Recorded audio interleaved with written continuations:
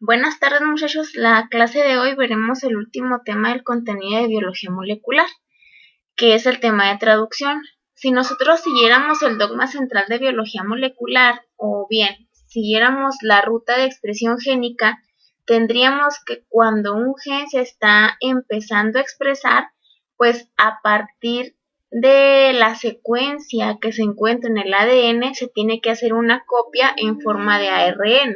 A ese proceso a lo que conocemos como transcripción, que ya lo vimos en clases anteriores. Veíamos que en el caso de los procariotas, ese transcrito primario resultante de la transcripción equivale al ARN mensajero. Sin embargo, en el caso de eucariotas, ese transcrito primario tiene que sufrir algunas modificaciones para poder madurar y de esa manera ser funcional como ARN mensajero en eucariotas, ¿sí? Luego, para que ese ARN mensajero se pueda leer o los ribosomas lo puedan descifrar el mensaje que trae, pues es necesario que se lleve a cabo este proceso que se conoce como traducción. Si ustedes se fijan aquí en la imagen, tenemos representado esquemáticamente ese proceso.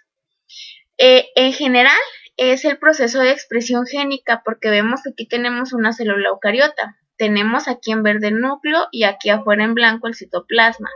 Nosotros dentro del núcleo podemos ver una doble hélice que está representando el ADN. Vemos que entre esta región hay una secuencia de nucleótidos o de pares de bases que pues vamos a saber que es un gen. Luego, a partir de este gen se hace una copia de ARN mensajero. Esa copia, pues digamos que esto es lo que está representando el proceso de transcripción. Esa copia pues madura y puede salir por medio de un poro nuclear hacia el citoplasma, ¿sí? Lo que se ve ya acá en el citoplasma pues es el proceso que conocemos como traducción, en donde ese ARN mensajero, el código que lleva va a ser descifrado por los ribosomas. Esos nucleótidos que trae el ARN mensajero equivalen a un aminoácido y el adaptador, digámoslo así, que hace posible esa traducción es el ARN de transferencia que está representado con estas figuritas de líneas negras, ¿sí? Luego los aminoácidos son las bolitas verdes y vemos pues cómo va creciendo aquí una cadena de aminoácidos que posteriormente será una proteína. Entonces, si ustedes recuerdan este esquemita que hemos venido viendo desde el inicio del cuatrimestre, nosotros aquí tenemos, pues, ¿cuál es el flujo que sigue la información genética? Nosotros decimos que hay dos procesos que están involucrados en la expresión génica, que es transcripción y traducción. Ahorita nosotros nos vamos a centrar en traducción. Traducción es el último paso o el último proceso en la expresión génica y se puede definir como la síntesis de proteínas con una secuencia específica de aminoácidos sobre la base del mensaje genético codificado en el ARN mensajero. Para que se pueda llevar a cabo esa traducción, se necesita una cadena de ARN mensajero que traiga el mensaje. Necesitamos ribosomas que están compuestos de ARN ribosomal y de algunas proteínas. Necesitamos también de ARN de transferencia. ¿Para qué? Pues para que finalmente se pueda obtener un polipéptido. También necesitamos de dos enzimas que participan en este proceso, que es la aminoácido ARNT sintetasa y la peptidil transferasa, que las vamos a ver más adelante. Esa traducción se va a realizar en los ribosomas. Esos ribosomas les digo que están constituidos por RNA ribosomal y algunas proteínas. Y está mediada esa traducción por los ARNs de transferencia, que son los que veíamos aquí en la imagen anterior, ¿verdad? Que es lo que les decía, que parece que tiene como 3 dientitos, pero son 3 nucleótidos los que tienen ahí. Luego, estas enzimas son enzimas específicas que están situadas en proteínas, son independientes pues del ribosoma, pero que le van a ayudar al ribosoma para poder llevar a cabo el proceso de traducción. Otra definición que podemos dar de traducción es que es el proceso de síntesis de proteínas guiadas por un molde de ARN mensajero. Es la etapa final de la expresión génica y por otro lado es la etapa inicial en la constitución de una proteína funcional.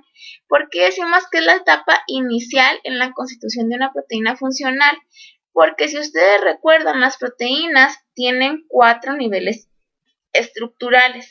Es estructura primaria, secundaria, terciaria y cuaternaria. Para que una proteína pueda ser funcional, al menos debe de tener estructura tridimensional. ¿Cuál es la estructura primaria de la proteína? La estructura primaria es únicamente los aminoácidos unidos de manera lineal.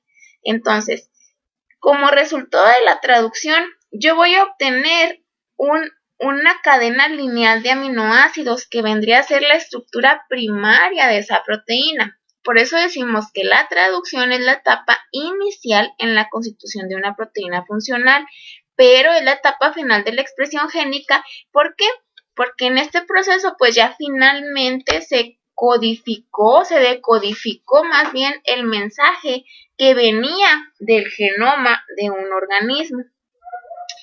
Este proceso se llama traducción porque estamos hablando de que empezamos con un lenguaje diferente que son ácidos nucleicos y terminamos el proceso con otras biomoléculas que son los aminoácidos, ¿sí?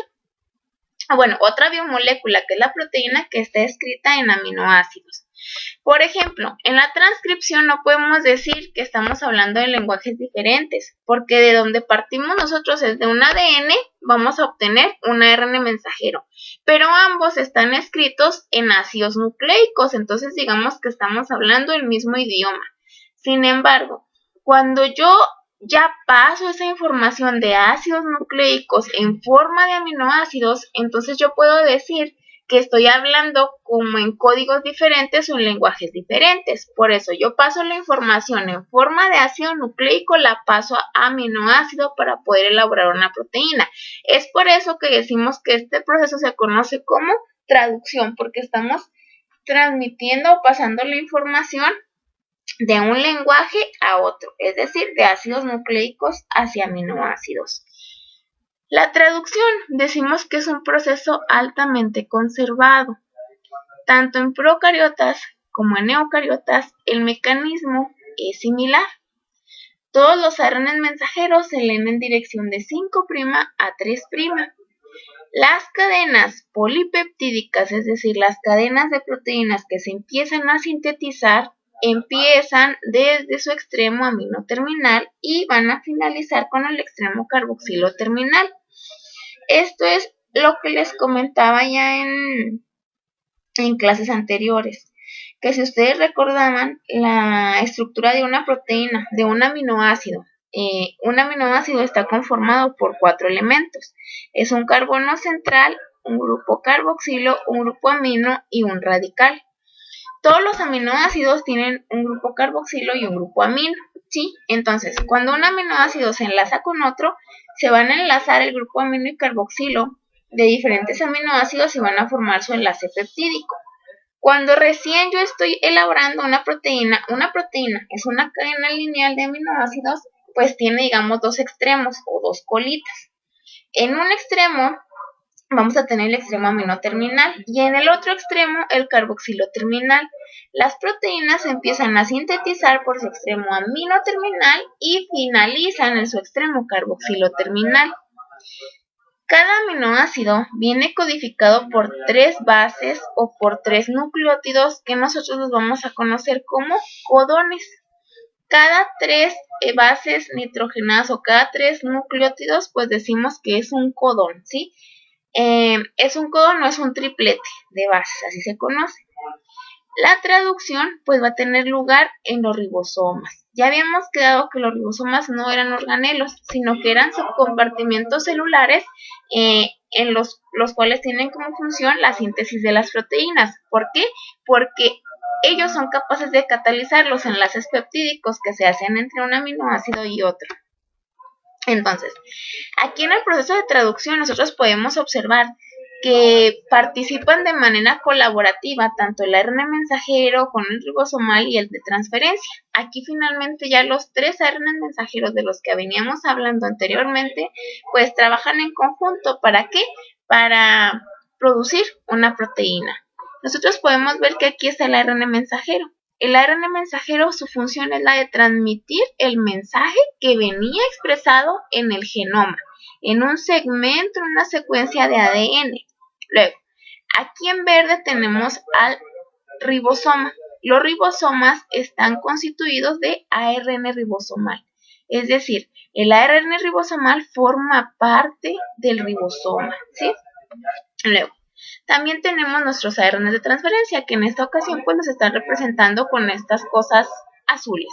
Esos ARN de transferencia, ahorita más adelante vamos a ver cuál es su función, pero si se fijan aquí, pues ese ARN de transferencia se pega sobre el ARN mensajero y luego trae consigo un aminoácido, que sería como el equivalente a este aminoácido. ¿A qué codón equivale? El ARN de transferencia es el que da como esa adaptación, o es el adaptador entre ARN mensajero y aminoácido, ¿sí? Entonces, bueno, aquí vemos que los tres ARNs pues participan de manera colaborativa conjunta para poder realizar el proceso de traducción. Entonces ahora nos viene otra pregunta, ¿verdad? ¿Cómo la información contenida en una secuencia lineal de nucleótidos en forma de ARN es traducida a una secuencia lineal de diferentes unidades de biomoléculas, es decir, de aminoácidos? Aquí la cuestión que nos ocupa es, bueno, ya sabemos que la información viene en forma de ARN mensajero, en forma de ácidos nucleicos.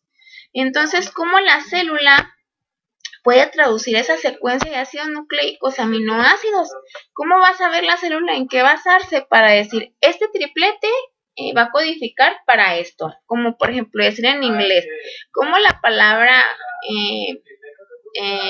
no sé, la palabra... la que ustedes quieran, no, hi, es hola, o hi, soy yo. O sea, ¿cómo sabe la célula en este caso cada tres bases a qué aminoácido van a corresponder? Esto es porque los organismos vivos siguen, digamos, un código, el cual se conoce como código genético. Ese código genético equivale a que un triplete de nucleótidos de ARN mensajeros equivalen a un codón. Y cada codón equivale codifica para un aminoácido en específico. Por ejemplo, si tenemos uracilo, uracilo, uracilo, ¿eso para qué aminoácido irá a codificar? Pues el código genético es quien nos dice para qué aminoácido equivale ese triplete. Si tenemos adenina, uracilo, guanina, que es el triplete AUG, ¿para qué aminoácido equivaldría a ese triplete? El código genético es el que lo tiene establecido y es por el que se rige la célula. Y dice, bueno, si es este triplete, entonces tenemos que poner este aminoácido, ¿sí? Entonces, la secuencia de nucleótidos en las moléculas de ARN mensajero es leída en grupos consecutivos de 3 no superpuestos. ¿A qué nos referimos con esto? Ustedes imaginen que hay una secuencia de bases como la que les presento aquí. Adenina, guanina, citosina, adenina, timina, citosina, guanina. Que esto sea, pues, como el código que estaba en el ADN, y eso es lo que se va a traducir a ARN mensajero. A la hora en que esto se va a traducir a aminoácido, la manera en la que se leen los tripletes es de 3 en 3, pero se dice que es un código no superpuesto. ¿Por qué? Porque yo voy a leer a lo mejor primero AGC. Esos 3 los voy a leer y voy a decir, estos codifican para un aminoácido. Pero como estos 3 ya los utilicé para leer un triplete, ya no los vuelvo a utilizar y me sigo con ATC. Ahora, ATC, ¿para cuál codifica? Si el código fuera superpuesto, tendríamos esto de aquí. Yo formo grupitos de 3 en 3, pero sin importarme si la G ya participó en la formación de un triplete o no, sino que lo vuelvo a repetir. Eso es un código superpuesto, como lo tenemos aquí. Si el código genético fuera superpuesto, o la manera en la que se leen los tripletes de ARN mensajero fuera un código superpuesto, se leería como se ve aquí. Esta secuencia, primero yo formaría un grupo de 3 nucleótidos, sería AGC. Luego formo otro grupo, pero para eso me puedo regresar a GCA, después a CAT, ATC, TCG, y luego CG y el que le sigue, y así sucesivamente. Sin embargo, el código genético no se lee así, no se lee superpuesto, es un código no superpuesto. Si ustedes ya utilizaron esta base para formar este triplete, ya no la pueden volver a utilizar para formar el triplete siguiente, ¿sí? A eso nos referimos con código no superpuesto. Luego, viene aquí como otra interrogante. El ARN mensajero utiliza 4 bases para poder sintetizarse. 4 bases nitrogenadas, que es adenina, uracilo, citosina y guanina. Si yo puedo hacer combinaciones de 3 en 3 con esas 4 bases, yo puedo obtener 64 posibles combinaciones de 3 nucleótidos, ¿sí? Se puede hacer los tripletes AAA, AUA, AUG, AUU y así sucesivamente, ¿sí? Entonces, uno pudiera llegar a pensar, bueno, si se pueden formar 64 tripletes, a lo mejor nosotros esperaríamos que para cada triplete haya un aminoácido, o sea, codifique para un aminoácido en particular. Sin embargo, solamente existen 20 diferentes aminoácidos, ¿sí? Entonces, tenemos 64 tripletes y 20 aminoácidos, por lo cual nos podemos hacer otra pregunta. ¿Qué es lo que pasa con esos otros tripletes que sobran? ¿O cómo le hace? ¿O hay varios tripletes que codificarán para el mismo aminoácido? Entonces, por eso decimos nosotros, pues tal vez si yo me baso en esta información que hay 64 tripletes, 64 codones y 20 aminoácidos, pues tal vez yo puedo inferir que hay tripletes que nunca se usan. O bien, tal vez el código genético es redundante, es decir, degenerado. ¿A qué nos referimos con redundante o degenerado? Que una sola... que varias combinaciones o que varios tripletes codifican para un solo aminoácido, es decir, se repiten, varios tripletes le tocan al mismo aminoácido, ¿sí? Entonces, la respuesta correcta es que algunos aminoácidos son específicos para más de un triplete, es decir, el código es redundante, por eso se dice que el código genético es degenerado o redundante, porque varios tripletes codifican para el mismo aminoácido, ¿sí? Algunos aminoácidos es lo mismo que decir algunos aminoácidos son específicos para más de un triplete. Aquí tenemos el código genético. El código genético lo podemos encontrar representado en diferentes esquemas, lo podemos encontrar así como tabla o como círculo. Si ustedes buscan ahí en internet en imágenes, pueden ponerle código genético y les van a venir diferentes diseños del código genético. O bien, les vienen muchas más opciones si lo ponen con el término en inglés, que es Genetic Code. Entonces ya ustedes van a ver cuáles son los diferentes diagramas en los cuales se muestra el código genético. Todos, sin importar la representación que tengan, tienen la misma información, ¿sí? ¿Cómo es que se utiliza el código genético? Supongan ustedes que tienen, bueno, vamos a irnos con este ejemplo, ¿no? Si yo tengo mi triplete o mi codón AGC, ¿ese para qué aminoácido codificaría? Pues me voy a mi tablita del código genético, es AGC. El primer nucleótido en la primera posición, que es adenina, guanina, citosina o uracilo, es adenina porque yo tenía AGC. La primera es adenina, entonces me tengo que guiar sobre esta fila. Luego, la segunda o el segundo nucleótido, la segunda base nitrogenada que estaba ahí era G. Entonces me voy hasta la G, que aquí es la que me dice la segunda posición. AG, entonces me tengo que guiar sobre este cuadrito, sobre esta celda. Luego, la tercera letra era C. Por lo tanto, el codón o triplete AGC codifican para una serina, ¿sí? Ese sería ese aminoácido para el cual codificarían. Luego, fíjense bien, para serina, el triplete AGC, AGU, UCG, UCA, UCC o UCU codifican para el mismo aminoácido, para serina. Por eso decimos que el código genético es redundante o degenerado. Luego, fíjense, en el caso de fenilalanina hay 2 tripletes que codifican para el mismo aminoácido. En el caso de leucina hay 6. En el caso de isoleucina hay 3. Y así pues con cada aminoácido. Luego, fíjense bien, únicamente AUG codifica para el aminoácido metionina. AUG es conocido como el codón de inicio de todas las proteínas. Todas las proteínas en un inicio, su codón de inicio o donde se sabe que está iniciando la proteína, empiezan con AUG, con metionina. Por eso decimos que AUG es el codón de inicio, ¿sí? Y hay 3 codones de paro, que son UAA, UAG y UGA. Si se fijan, estos codones no tienen traducción en aminoácido. O sea, aquí no nos dice UAA codifica para tal aminoácido, sino que nos dice que UAA indica, es una señal de que hasta aquí se llegó la síntesis de la proteína. Entonces ahí se dice que son codones de paro. Hay 3 codones de paro, que es UAA, UAG y UGA, ¿sí?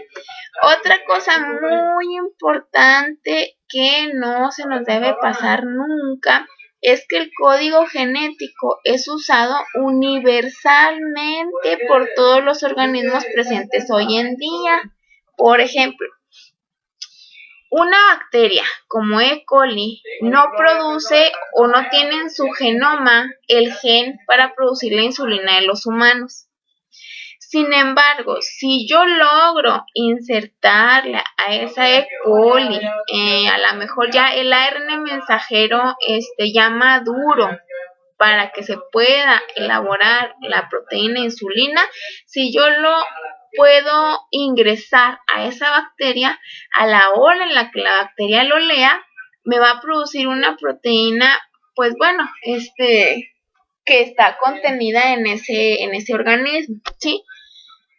Este fue un ejemplo muy burdo, pero también, bueno, es un ejemplo nada más para que vean que diferentes organismos pueden elaborar proteínas sin que sean endógenas o que estén dentro de su genoma.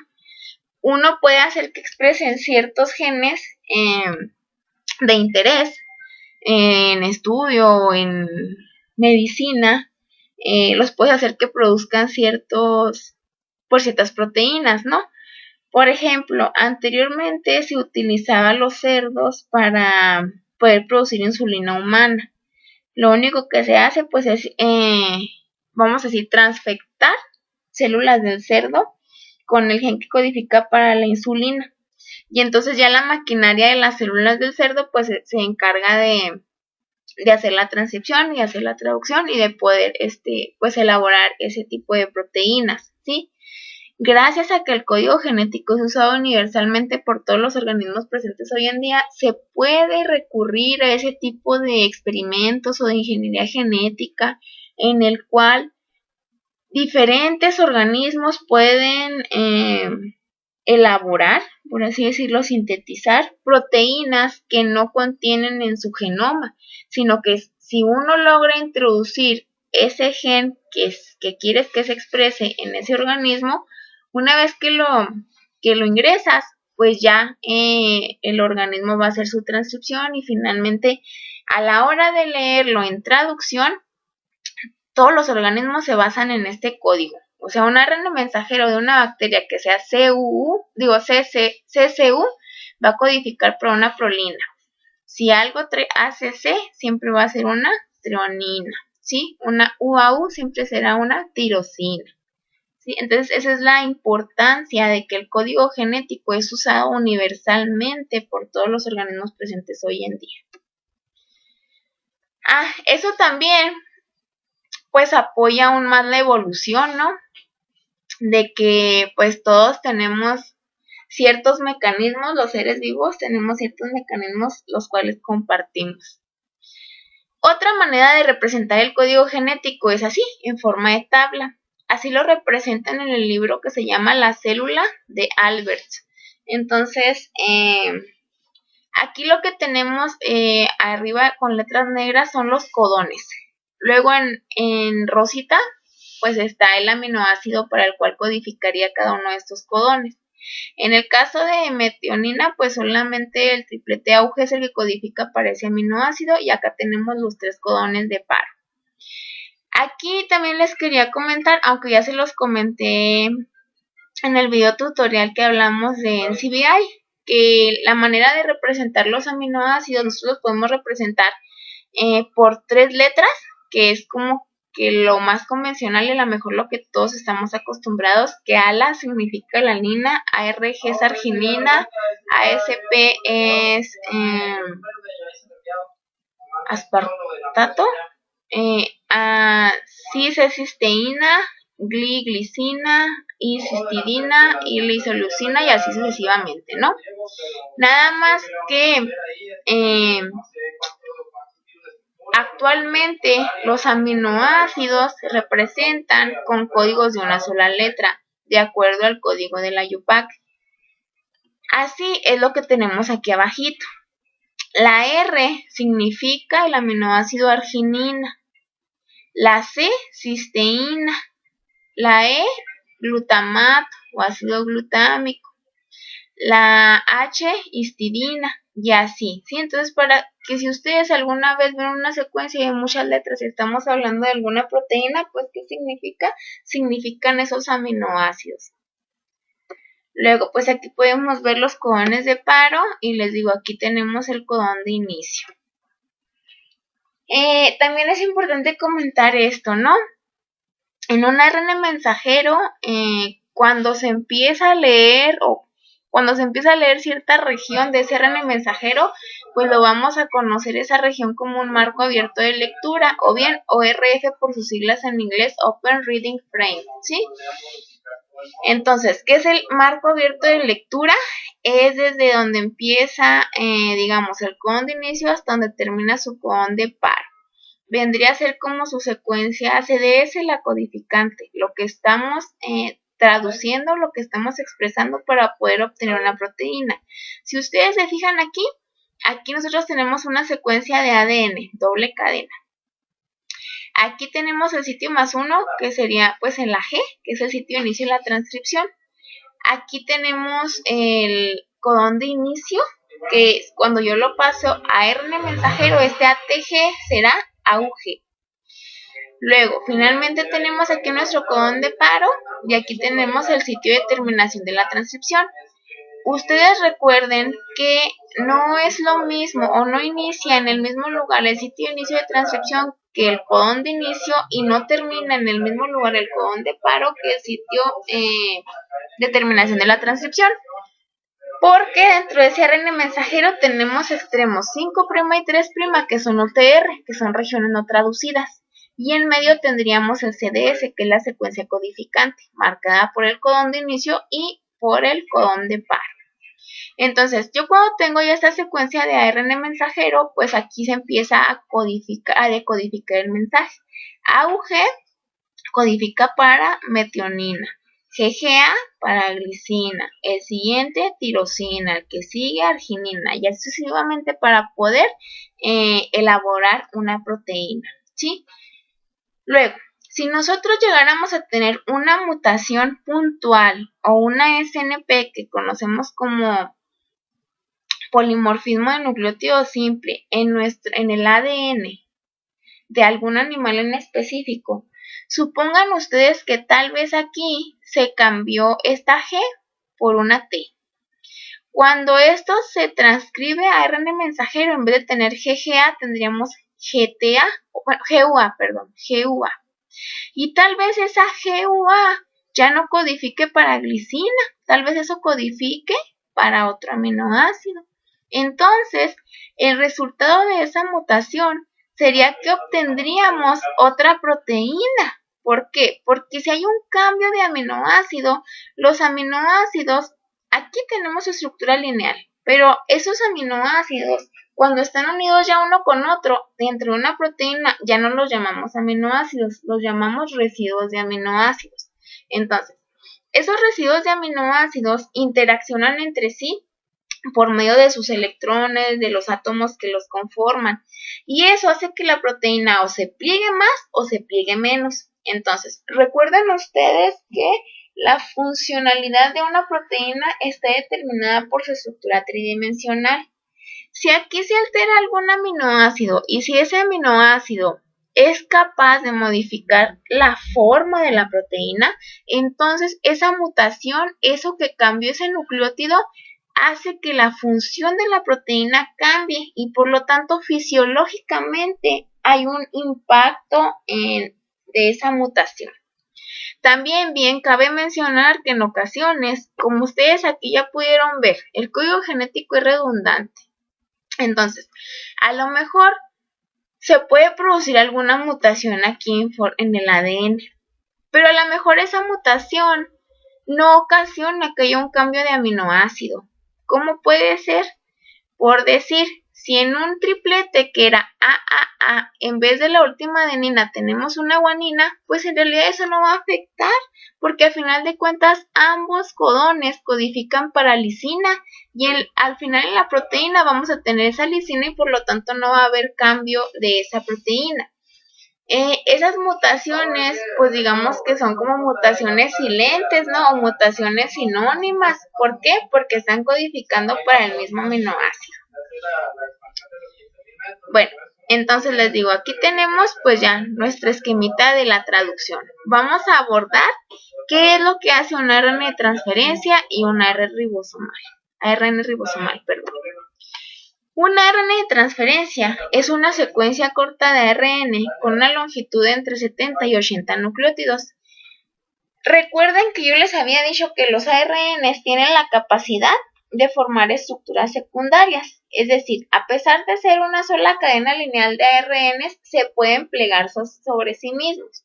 Esto es el caso de la ARN de transferencia. Se puede plegar sobre sí mismo y entonces da la forma de una estructura en forma de hoja de trébol. Por eso pues lo podemos ver de diferentes maneras como se observa aquí en la imagen, ¿sí? Luego, el papel o la función que cumple una ARN de transferencia es que es un adaptador en el proceso de la traducción entre el ARN mensajero y los aminoácidos. ¿Qué significa esto? ¿O cómo lo puede hacer? Porque el ARN de transferencia tiene una secuencia de 3 nucleótidos que se conoce como anticodón. Ese anticodón es complementario al codón de los ARN mensajeros y de esa manera se puede unir por medio de puentes de hidrógeno entre un codón determinado de ARN mensajero y su anticodón. Entonces, nosotros tenemos que el ARN de transferencia, si lo viéramos tridimensionalmente, tiene esta forma de aquí. Si ustedes lo ven, dirán, ay, eso no parece una hoja de trébol, o sea, esto se ve muy raro, pero si lo viéramos en 2 dimensiones se vería así. Y entonces ahí ya tiene la forma de una hoja de trébol, que es lo que tenemos aquí representado. Si nosotros extendiéramos, agarráramos el extremo 5' con una mano y el extremo 3' con el otro y extendemos esa secuencia, pues tendríamos esta secuencia que tenemos aquí lineal, ¿sí? Por eso decimos que es una secuencia corta de ARN con una longitud entre 70 y 80 nucleótidos. Sin embargo, como tiene secciones dentro de esa secuencia, tiene secciones que son complementarias entre sí, pues entonces se forman puentes de hidrógenos entre ellos, que son los que están representados aquí con rosa, y forman esas estructuras, ¿sí? Todo lo que está así blanquito, pues es lo que va a ser complementario con otras cosas. Esta sección de aquí es complementaria con esta, ¿sí? Esta de acá puede ser complementaria con algunas de estas de acá. Entonces, todo lo que está así como coloreado, digamos que son los bucles que se le forman aquí a la estructura. Luego, esto es muy importante. Todos los ARNs de transferencia tienen en el extremo 3' terminan con estos 3 nucleótidos CCA. Y en ese extremo 3' es donde se le une el aminoácido que va a acarrear. ¿Cómo sabe cada ARN de transferencia qué aminoácido acarreará? Todo depende del anticodón que tenga aquí. Fíjense bien, este RNA de transferencia tiene como anticodón GAA. Ese GAA es complementario al codón UUC, y ese codón de ARN mensajero codifica para una fenilananina, si es UUC, ¿sí? Entonces, de ' esa manera es que se sabe que todos los ARN de transferencia que tengan como anticodón GAA, o sea, en sentido 5', GAA 3', van a anclar a él en su extremo 3' siempre una fenilalanina. De esa manera, cuando haya un ARN mensajero que se lea que tiene UUC, siempre este ARN de transferencia que trae una fenilalanina se va a unir a él, ¿sí? Luego, bueno, aquí es importante mencionarles esto para que no se me vayan a reborujar. La secuencia de anticodones, en este extremo tenemos 5', entonces va a empezar con GAA y termina en 3'. Decimos que es complementario al codón UUC, pero en extremo 5', 3', ¿sí? Porque a lo mejor alguien me va a decir, no, esto no es complementario a esto. Ustedes estarían esperando que si tienen la secuencia GAA, su secuencia complementaria será CUU. Pues sí, pero va a ser CUU en sentido inverso, ¿sí? Empezaremos por 3', CUU. Si la jalamos de 5', 3', tiene que ser UUC, y de esa manera pues ya tenemos aquí la equivalencia con nuestro código genético. ¿Cómo es que se puede aparear un anticodón con un codón? Pues se pueden aparear porque pueden formar enlaces de puente de hidrógenos entre ellos. Por ejemplo, aquí tenemos, les digo, ese ARN mensajero, que en sentido 5', 3' tiene este codón UUC. Ese UUC, según nuestro código genético, va a codificar para fenilalanina. Entonces, ¿qué sucede con el ARN de transferencia? Pues sus bases complementarias de UUC es AAG, ¿sí? Y esa AAG pues siempre traerá con ella la fenilalanina. Esto se puede mantener unido por los puentes de hidrógeno que se van a generar entre citosina y guanina, uracilo y adenina y uracilo. Luego, ¿cómo es que esos ARN de transferencia pueden unir a ellos los aminoácidos? ¿Sí? Eso se debe a una enzima que se conoce como aminoacil ARNT sintetasa. Es la enzima encargada de catalizar la unión del aminoácido correcto al ARN de transferencia adecuado, ¿sí? ¿Por qué decimos que el ARN de transferencia adecuado? Porque les digo que cada ARN de transferencia tiene un anticodón en específico. Dependiendo de la secuencia que tiene ese anticodón, será el aminoácido que se le ancla en el extremo 3'. Aquí, pues, ¿cómo es que hace eso esta enzima? Esta enzima le va a ayudar, si este es el aminoácido que tiene que ir anclado a este ARN de transferencia, lo que hace la enzima es que le ayuda a cargar este ARN de transferencia con este aminoácido. Aquí forma un enlace entre el extremo CCA3' con el aminoácido adecuado, y de esta manera, pues ya tenemos un aminoacil ARNT. Un aminoácido ARNT es un ARN de transferencia que está cargado, que ya trae un aminoácido, el que debe, el adecuado, el que tiene que traer, ¿sí? Luego, ¿qué sucede con los ribosomas? Los ribosomas son partículas subcelulares donde se sintetizan las proteínas tanto en células procariotas como en eucariotas, ¿sí? Normalmente decimos que los ribosomas están designados por su coeficiente de sedimentación.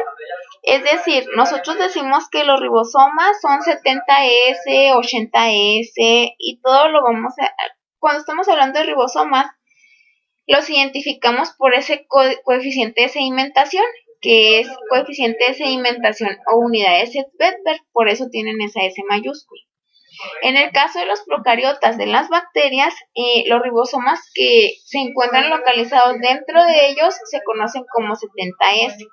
En el caso de los eucariotas, es decir, aquellas células que tienen su material genético delimitado por una membrana o bien que tienen un núcleo, decimos que los ribosomas eucariotas son 80S. Los ribosomas, la unidad completa ribosomal, está conformada por dos unidades. una subunidad menor y una subunidad mayor. Cuando se pegan, entonces ya tenemos el ribosoma completo. Por eso decimos, están formados por dos subunidades distintas. Cada subunidad está conformada por proteínas y por ARN ribosomales, ¿sí? Entonces, el ribosoma procariótico, es decir, el de las bacterias, es toda esta unidad, cuando las dos subunidades se juntaron y la conocemos como 70S. La subunidad mayor se conoce como 50S y está formada por ARNs ribosomales 23S y 5S, así como 34 proteínas. Mientras que la subunidad pequeña la conocemos como 30S, donde vamos a tener que está formada por ARN ribosomal 16S y por 21 proteínas. En el caso de los eucariotas, toda la unidad completa se conoce como 80S. La subunidad mayor se conoce como 60S y está formada por ARN ribosomal 28S, 5.8S y 5S, así como por 45 proteínas aproximadamente. En el caso de la subunidad menor está formada por ARN ribosomal 18S y aproximadamente 30 proteínas y se conoce como subunidad 40S. Aquí estoy segura que a muchos les va a generar ruido de que por qué la subunidad mayor sola se designa como 50S y la menor 30S. Cuando están juntas, ustedes esperarían que todo esto fuera 80S porque están esperando una suma. Y en el caso de los eucariotas también van a decir, pues como se pegan, porque no es 100S. Porque no es así, porque no estamos hablando que 50S o 70S sean unidades de masa, ¿sí? La unidad de Svedberg, lo S, es un coeficiente de sedimentación. Entonces, por eso no equivale a la suma de ellos todo el conjunto. ¿A qué me refiero con eso de que es una unidad de sedimentación? Si ustedes tienen únicamente la subunidad mayor de los procariotas y la ponen a ver en cuánto tiempo se sedimenta cuando se centrifuga, les va a decir, fíjate que esta partecita duró 50 unidades Svedberg para sedimentarse. Luego, cuando ponen la otra parte, dicen, fíjate que la pequeña duró 30S. Pero cuando las pones juntas, duran 70S para sedimentarse. Es que en realidad les digo, no es que yo esté sumando los pesos, sino que ahí pues ya interactúan ambas y dan esta unidad de sedimentación, ¿sí? Aquí tenemos otra imagen de esos ribosomas procarióticos y eucarióticos. Aquí vemos pues igual que están formados por subunidad mayor y menor. Este es en el caso de los eucariotas, este es en el caso de los eucariotas y este es en el caso de los procariotas. La subunidad mayor de los procariotas, pues ya vimos que está conformada por ARN ribosomales, que pueden ser 5S y 23S, así como 34 proteínas, ¿no? En el caso de la subunidad menor, pues tiene una masa, un peso molecular aproximado de 900.000. Está conformado por un RNA ribosomal 16S y por 21 proteínas. Si se fijan ustedes aquí, sí se muestra el peso de cada subunidad. MW es molecular weight, peso molecular. Si se fijan, las dos subunidades juntas van a pesar 2.500.000.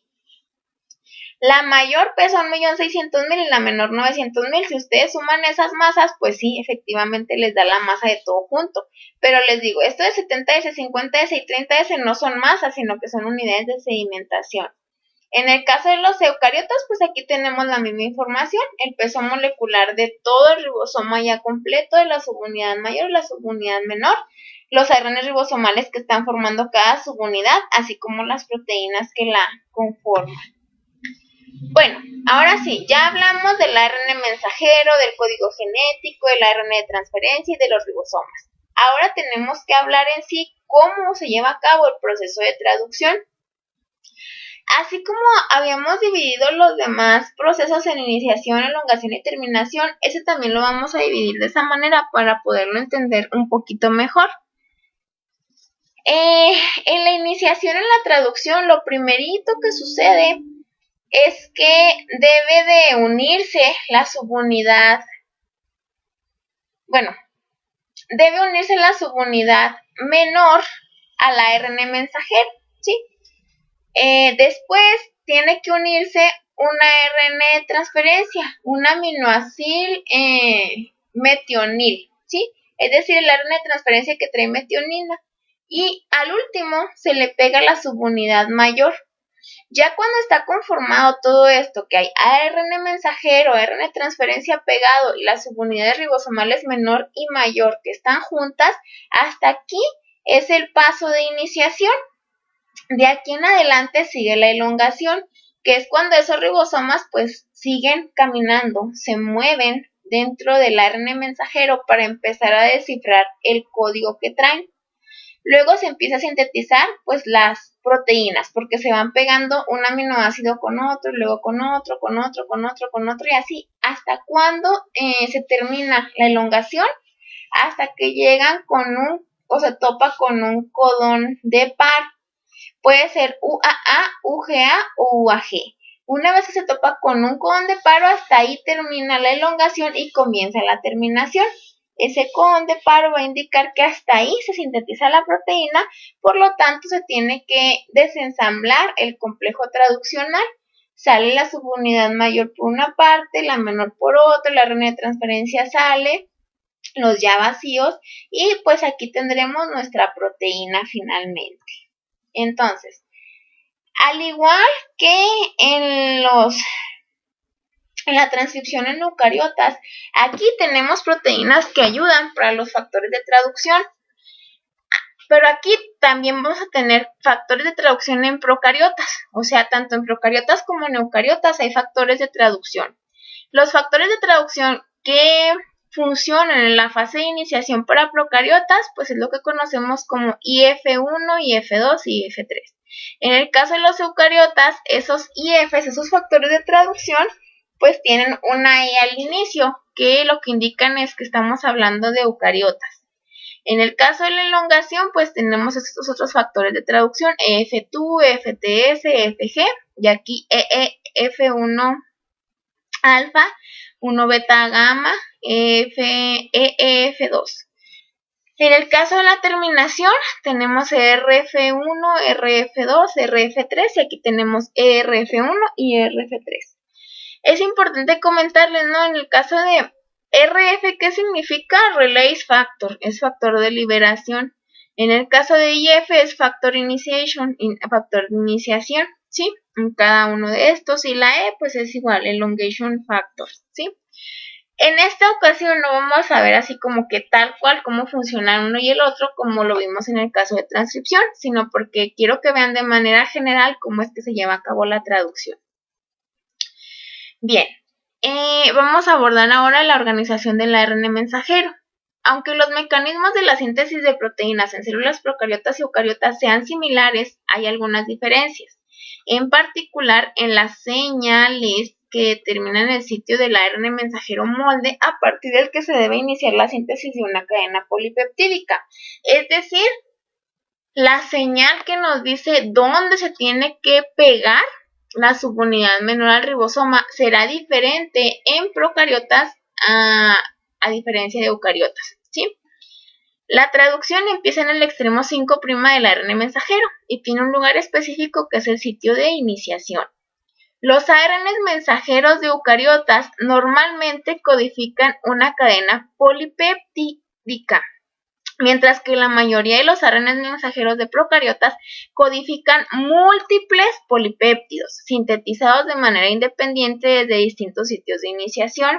Es decir, podemos tener ARN mensajeros, esta línea que tenemos aquí, que cuando es leída por un ribosoma da lugar a diferentes o a varias proteínas.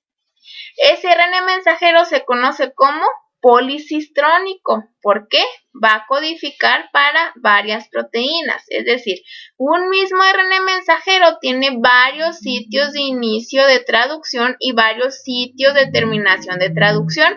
Es decir, el ribosoma puede decir aquí empieza una proteína. Cuando llega acá, acá acaba. Cuando empieza aquí, empieza otra. Cuando llega hasta acá, aquí termina. Luego acá inicia otra y aquí termina la otra. Pero esto únicamente sucede en procariotas, es decir, en bacterias. En eucariotas eso no pasa. Cada ARN mensajero codifica para una proteína, es decir, es un ARN mensajero monocistrónico. Únicamente se codifica para una proteína. Un ARN mensajero lleva el mensaje para hacer una proteína. Es lo que sucede en los eucariotas. En el caso de los procariotas, no. Un ARN mensajero de procariota puede originar varias proteínas, por eso decimos que es policistrónico. Luego, ¿qué es lo que sucede en la iniciación en procariotas? En procariotas, ese ARN mensajero tiene una secuencia que se conoce como secuencia Chain-Delgarno. ¿Qué es esto que tenemos aquí en amarillito? AGG, AGGU. Esa secuencia es la que le permite a la subunidad menor, al ARN ribosomal 16S de la subunidad menor del ribosoma procariótico, a unirse a esa secuencia, porque tiene la secuencia complementaria a la secuencia Chain-Delgarno.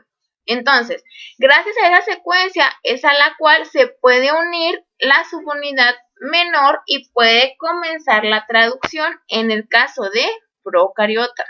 En el caso de los eucariotas tienen que unir a su ARN mensajero la subunidad menor del ribosoma, es decir, la 40S.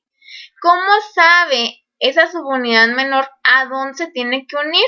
Cuando identifica el capuchón, el 5-cap, la 7-metilguanosina, ahí donde lo identifica, entonces ahí se pega esa subunidad menor.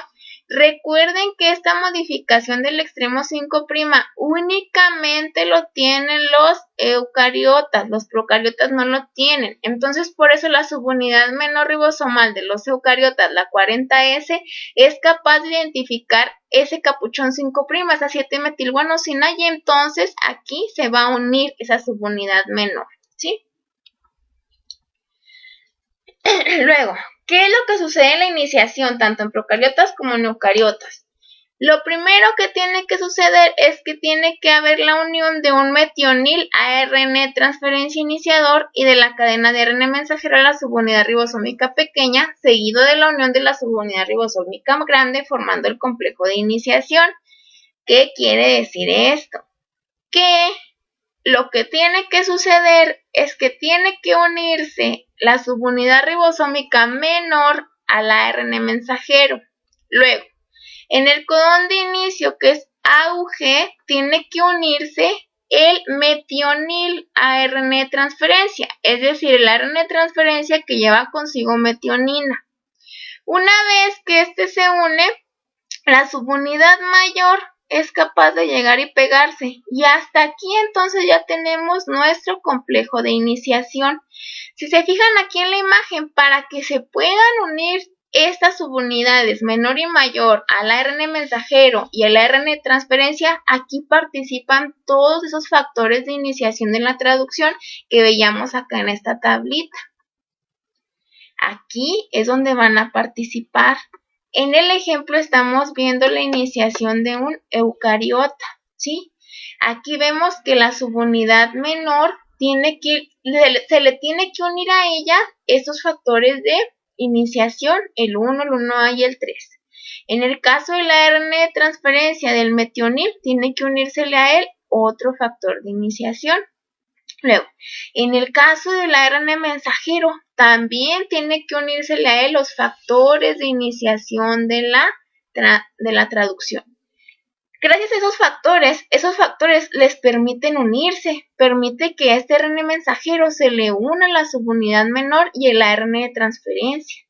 Una vez que estos ya están unidos, cuando están unidos se liberan esos factores de transcripción, de manera tal que la subunidad mayor pueda llegar a unirse con ellos, y así formamos nuestro complejo de iniciación.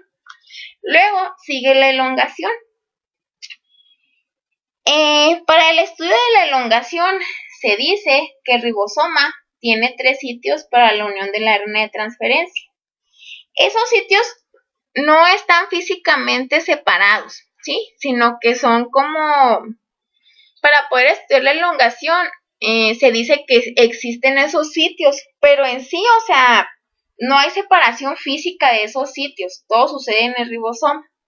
Esos 3 sitios son el lugar P, que es peptidil y por eso se llama P, el aminoácido, que se llama A, y el de liberación, que se llama E, por la palabra exit en inglés. Entonces, lo primerito que sucede es que el metionil ARN de transferencia iniciador se tiene que unir al sitio P, al peptidil. Luego, el sitio P se localiza aquí en medio del ribosoma. El sitio E está de este lado y el sitio A del lado derecho.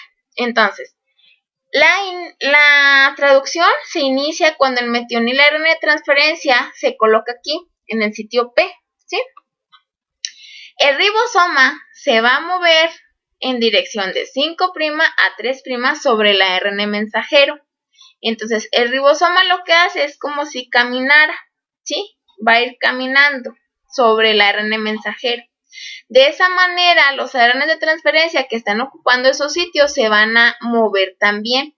Si en un inicio el metionil ARN de transferencia ocupa el sitio P, cuando vayan avanzando leyendo esta cadena de ARN mensajero, este de aquí va a dejar aquí la metionina y luego él se va a cambiar hacia el sitio E. Y el que se unió aquí al sitio aminoácido va a cambiarse al sitio peptidil. El sitio peptidil se llama así porque aquí es donde se realiza o se sintetiza el enlace peptídico. Es decir, la metionina que trae aquí este metionil ARN de transferencia se va a unir con el aminoácido que traiga el siguiente aminoácido ARNT. ¿Cómo se sabe cuál ARN de transferencia se va a unir al sitio aminoácido? Porque aquí pues estamos leyendo los codones del ARN mensajero. Aquí se va a unir el que tenga el anticodón complementario a este codón. Entonces ya aquí pues vamos a ver que tenemos un aminoácido en específico. Entonces cuando se junte este para acá, como este ya dejo aquí su metionina, se tiene que pegar esos aminoácidos. Y luego este que ya no quedó vacío sin metionina, pasa al sitio E y finalmente se libera. Entonces, en la primera etapa de la elongación es la unión del siguiente aminoácido ARN de transferencia al sitio A mediante emparejamiento con el segundo codón del mensajero. La selección del aminoácido ARNT para su incorporación en la cadena polipeptídica creciente es un paso crítico que determina la precisión de la síntesis proteica. La selección está basada en la complementariedad de bases entre el codón del ARN mensajero y el anticodón del ARN de transferencia, lo que les comentaba ahorita. Se forma un enlace peptídico entre el metionil ARN de transferencia iniciador en el sitio P y el segundo aminoácido ARNT en el sitio A. Luego decimos que hay translocación. Eso se le llama así al movimiento o al hecho de que el ribosoma se pueda mover o desplazar sobre el ARN mensajero. El ribosoma se desplaza 3 nucleótidos sobre el ARN mensajero colocándose un nuevo codón en un sitio aminoácido libre, ¿sí? Es como si fuera un trenecito y las vías del tren fueran el ARN mensajero y el ribosoma fuera el vagón. Puede moverse sobre él y de esa manera pues puede ir leyendo de codón en codón. En esa etapa se trasloca el peptidil ARN de transferencia desde el sitio A al sitio P, que es lo que les comentaba ahorita en la imagen, y el ARN de transferencia desde el sitio P al E. ¿Qué quiere decir esto? Supongan ustedes que aquí tienen el metionil ARN de transferencia y que aquí haya UUU. Entonces este ARN de transferencia tiene que traer una fenilalanina. Estos se van a aproximar estos aminoácidos metionina con fenilalanina. Y aquí en el sitio P se forma ese enlace peptídico. Luego, cuando camina el ARN de transferencia o se mueve un codón, este metionil va a pasar al sitio E y este aminoácido al sitio P. Esto va a quedar libre para poder leer el siguiente codón. De esta manera, el ribosoma tiene un peptidil ARN de transferencia en el sitio P y un sitio aminoácido vacío. La unión de un nuevo aminoácido ARNT al sitio A induce la liberación del ARNT transferencia libre del sitio E dejando el ribosoma preparado para la inserción de otro aminoácido en la cadena polipeptídica en crecimiento, que es lo que les mencionaba. Va caminando sobre el ARN mensajero. ¿Hasta cuándo? Ahorita lo vamos a ver. Aquí nosotros ya tenemos nuestro complejo de iniciación, ¿verdad? Y vemos que en el sitio P se localizó el metionil ARN de transferencia, que es lo que tenemos aquí. Luego, ese ribosoma va a empezar a caminar sobre el ARN mensajero en dirección de 5' a 3'. Entonces, aquí vemos que el siguiente codón es GCC.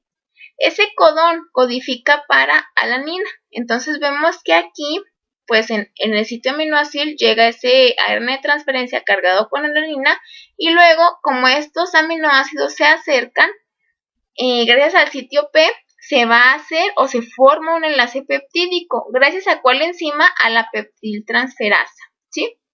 Se forma ese enlace peptídico y entonces se desplaza un codón más, el ribosoma. Cuando se desplaza un codón más, el ARN de transferencia que estaba en el sitio P se va a cambiar al sitio E, el que estaba en el sitio A se cambia al P y finalmente el A queda libre nuevamente para poder leer el siguiente codón.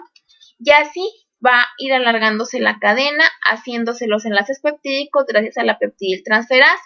¿Hasta cuándo? Hasta que llegan a un codón de paro, que es un UAA, UAG o UGA, ¿sí? Cuando un codón de estos se localiza en el sitio A del ribosoma, se da la terminación.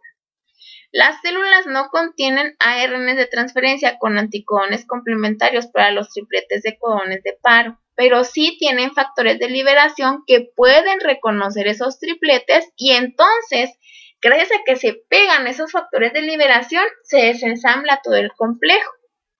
Por ejemplo, aquí vemos que esa es la cadena naciente. Todo esto que parecen como levaduritas son los aminoácidos unidos. Luego, cuando llega el sitio aminoácido del ribosoma a un codón UAA, que es un codón de paro, entonces un factor de liberación llega y se une a él. Esto lo que provoca es que se libere la cadena polipeptídica, que se liberen los ARN de transferencia, se separen las subunidades ribosomales y el ARN mensajero y de esa manera se pueda terminar la traducción.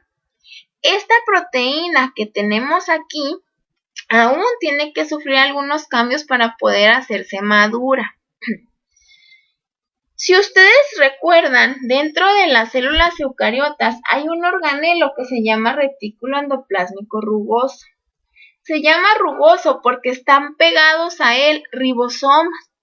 Esos ribosomas que están unidos al retículo endoplásmico pueden sintetizar proteínas y estas proteínas pueden ingresar al retículo para alguna modificación que se les vaya a hacer. De ahí pasan al aparato de Golgi por si se les tiene que adicionar algún carbohidrato o se tienen que empaquetar para, no sé, ir a la membrana plasmática o que vayan a la región de la célula donde tienen que ir o a lo mejor tienen que salir a torrente sanguíneo, ¿sí? Entonces, hasta aquí digamos que es el inicio de la formación de una proteína, pero todavía tiene que sufrir algunas modificaciones post-traduccionales para hacer una proteína activa o funcional. Entonces, aquí tenemos como resumidas cuentas el proceso de traducción. Cuando se da la iniciación, cuando se pega la subunidad menor al ARN de mensajero, el metionil ARN de transferencia y finalmente llega la subunidad mayor y se pega para formar el complejo de iniciación. Luego se da la elongación cuando empiezan a recorrer todo el ARN mensajero, esos ribosomas, los ARN de transferencia empiezan a unirse dependiendo del codón que se vaya leyendo, se van haciendo los enlaces peptídicos, se van polimerizando, se van uniendo esos aminoácidos, va creciendo la cadena. ¿Hasta cuándo? Hasta cuando se topa con un codón de paro en el sitio A, donde se une un factor de liberación y finalmente se ensambla pues todo el complejo. Entonces, esto es lo que les decía yo. Si nosotros tenemos una célula eucariota, ¿cuál es el paso de esa expresión génica o qué es lo que tiene que suceder desde que el gen está en el genoma en forma de ADN para poder llegar a ser una proteína funcional? pues tiene que suceder todo lo que se ve aquí en la imagen. Nosotros podemos tener un gen contenido aquí en el genoma de una célula eucariota. Ese gen va a tener secuencias codificantes y no codificantes que conocemos como intrones y como exones. Ese gen se va a transcribir en forma de ARN mensajero.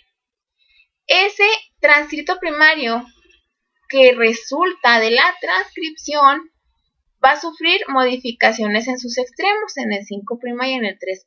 En el 5' pues va a adicionársele una 7-metilguanosina y en el 3' una cola de residuos de aproximadamente 200 residuos de adenina, una cola de polías. Luego sucede el splicing alternativo o el proceso conocido como corte y empalme, donde los intrones son eliminados y los exones van siendo unidos. Aquí tenemos nuestro ARN mensajero maduro. Ese ARN mensajero maduro puede salir por un poro nuclear hacia el citoplasma, en donde los ribosomas se van a unir a él y lo van a empezar a traducir, que es lo que tenemos aquí. Se forma una cadena polipeptídica y esa cadena tal vez tenga que sufrir algunas modificaciones para poder convertirse y llegar a ser una proteína funcional. Esa proteína, si es una insulina, pues las células del páncreas lo van a sintetizar, pero esa insulina sale al torrente sanguíneo. ¿Y a dónde se va a unir? A aquellas células que tengan receptores para esa insulina, ¿sí? Entonces, hasta aquí terminamos con todo el material del curso de biología molecular. Espero hayan podido ver esta grabación y con esto cerramos todo lo que es expresión génica en organismos eucariotas y procariotas. Espero que con esta información les quede más claro y puedan tener una visión integral acerca de lo que es genética molecular. A lo mejor han escuchado ustedes hablar en artículos de PCR, de métodos de diagnóstico que tienen algunas técnicas como expresión génica, que es cuantificación de RNA o algunas otras. Espero que con los contenidos que vimos aquí les sirvan para poder entender todo eso o redondear todo el conocimiento que ustedes tienen sobre sistemas de producción y que lo puedan aplicar pues dentro del área, ¿verdad?